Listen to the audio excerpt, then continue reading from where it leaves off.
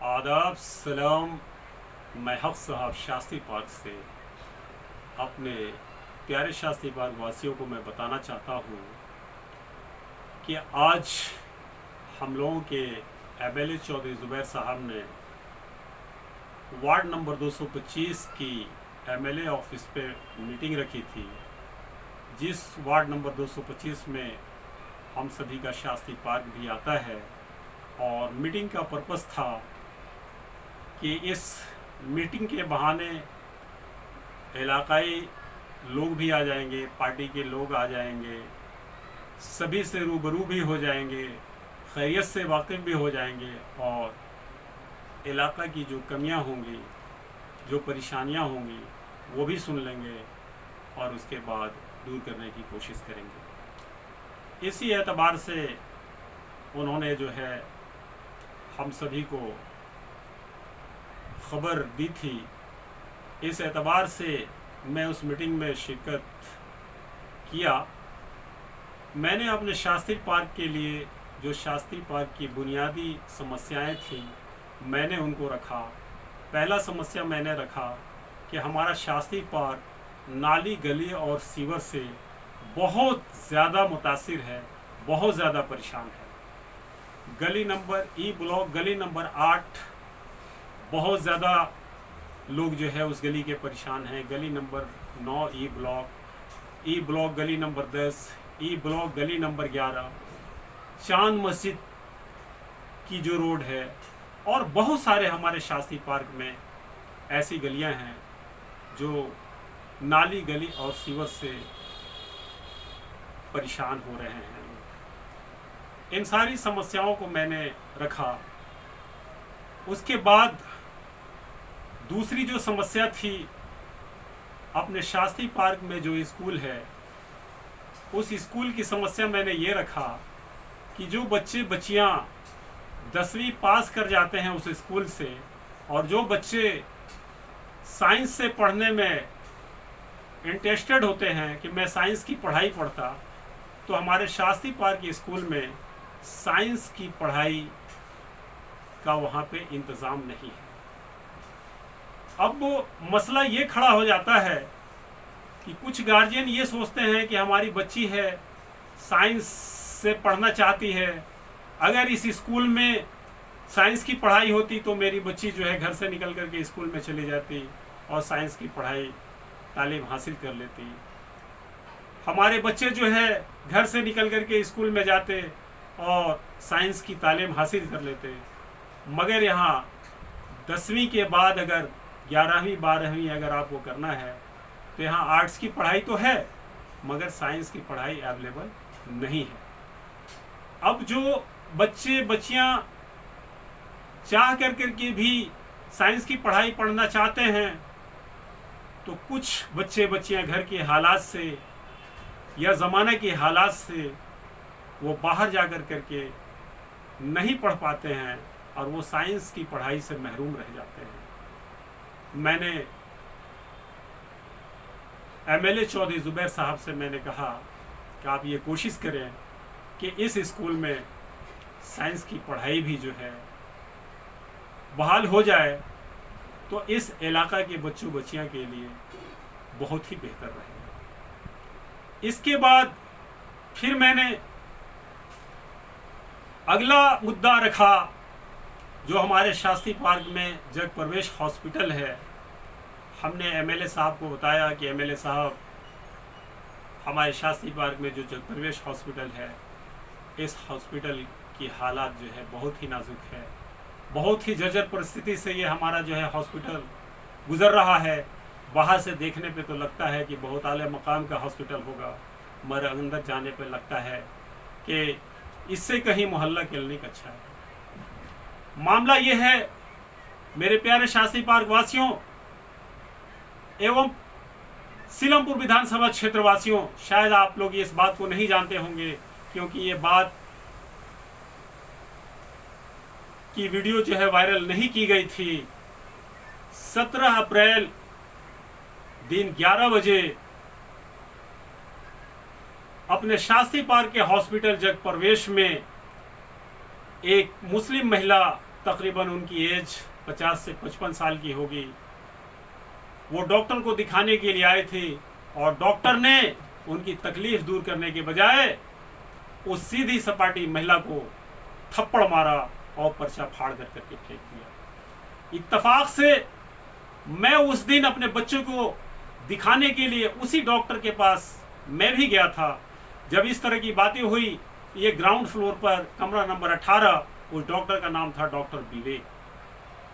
तो सारे जितने भी पेशेंट थे या पेशेंट के साथ जो गार्जियन तौर पे आए हुए थे, सारे लोगों ने ये मामला देखा और सारे लोगों ने उस महिला का साथ देने के लिए पूरी कोशिश लगाई ताकि इस जुर्म का सज़ा जो है उस डॉक्टर को मिल पाए, ताकि और आइंदा जो है कोई पेशेंट जो है इस तरह से इन डॉक्टरों का शिकार ना हो। उसके लिए पीसीआर भी आई, 100 नंबर पे कॉल भी किया गया, मगर पीसीआर आने से पहले ही उस महिला को डॉक्टर द्वारा और वहाँ के स्टाफ यानी खास करके जो सिक्योरिटी गार्ड के जो कर्मचारी थे, जो देखते होंगे आप लोग कि जो डॉक्टरों के रूम के दरवाजे पे खड़े होते हैं और पेशेंटों को अंदर करते हैं, चाहे वो लेडीज़ सिक्योरिटी गार्ड हो या जेंट्स हो या एनो जो दरवाजे पे रहता है सिविल ड्रेस में, डॉक्टरों के कमरे में पेशेंट को बारी बारी से जो पेश करता है, ये सारे एक हो गए। मगर एक तारीफ की बात यह है कि उस ऐसे राक्षस डॉक्टरों का साथ वहाँ के किसी डॉक्टरों ने नहीं दिया, मगर अगर साथ दिया उस डॉक्टर का तो वहाँ के जो सिक्योरिटी गार्ड में जो चाहे जेंट्स थे या लेडीज़ थी, जो एनो थे, इन लोगों ने पूरा सपोर्ट किया उसको बचाने के लिए। और उन लोगों ने उस लेडीज़ को इतना टॉर्चर कर दिया, इतना डरा धमका दिया कि वो लेडीज़ एफआईआर करने से पीछे हट गई, जिसके वजह से उस डॉक्टर पे एफआईआर नहीं हुआ और डॉक्टर को जुर्म का सजा नहीं मिला। इसके बारे में मैं एट ए टाइम उसी टाइम में एक्सपोर्ट पे होते हुए मैंने एमएलए चौधरी जुबैर साहब को सारी वाकया मैंने बताई। उसके बाद वो लेडीज़ जब तैयार नहीं हुई तो मामला ख़त्म हो गया, जबकि पुलिस भी वहाँ पे थी, पुलिस वाले एफआईआर करने के लिए तैयार थे। मैं दिल्ली पुलिस का धन्यवाद करता हूँ, मगर उस लेडीज़ को इतना डरा धमका दिया गया था कि वो लेडीज़ एफआईआर करने से पीछे हट गई। उसके बाद जो दवाइयाँ उस हॉस्पिटल में डॉक्टर अगर किसी पेशेंट को 10 लिखता है तो उस पेशेंट को, आम पेशेंट को दवाइयाँ 4 मिलती हैं, 3 मिलती हैं और कह दिया जाता है ये दवाइयाँ नहीं हैं, बाहर से जाकर के ले लो। और अगर जिस बंदा जो सोर्सेबल है, जिसका वहाँ सोर्स है, अगर 10 की 10 दवाइयाँ नहीं मिली तो 8 तो ज़रूर मिल जाती हैं, 9 तो ज़रूर मिल जाती हैं। उसके बाद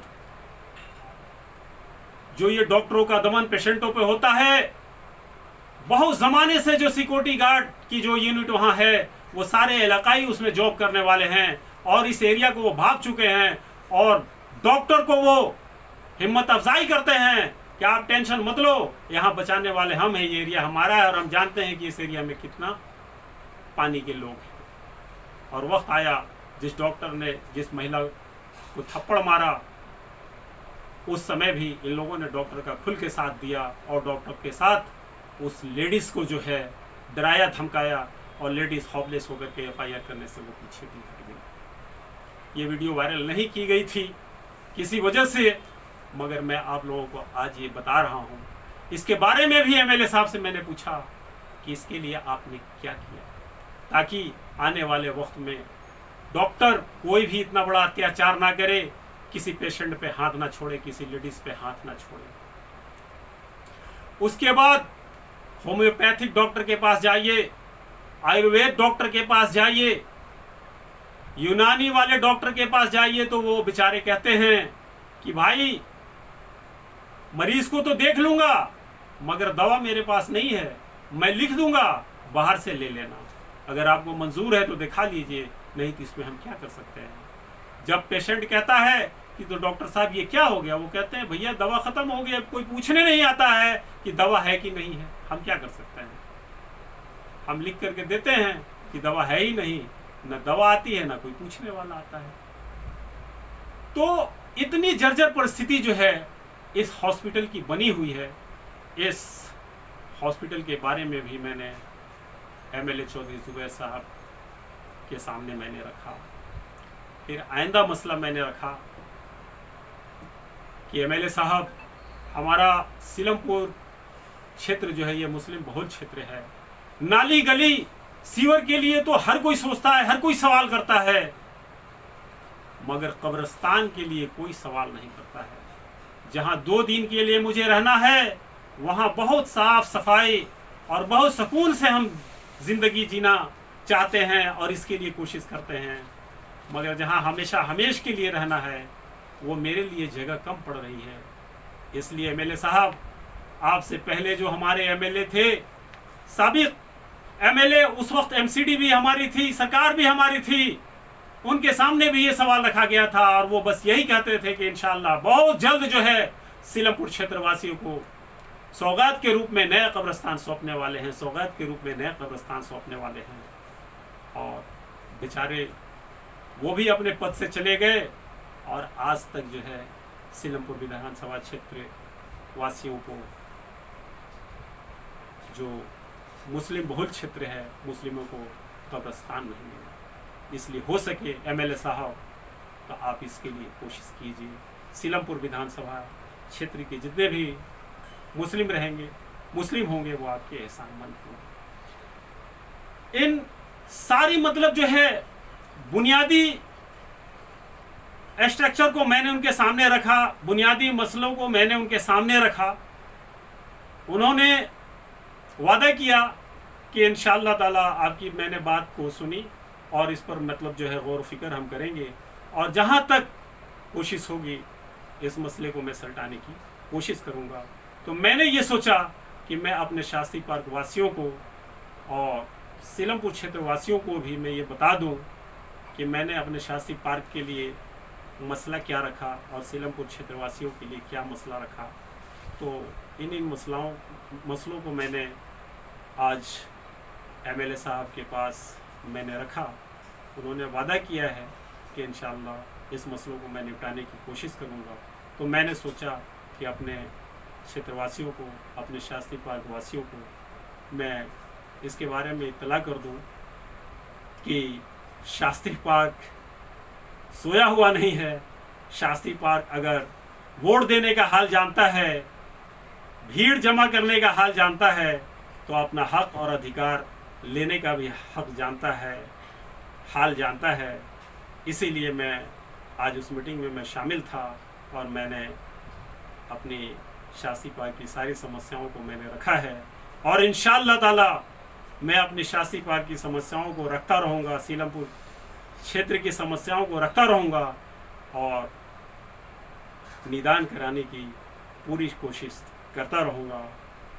आपका भाई, आपका बेटा, आपका खादिम हक साहब, शास्त्री पार्क।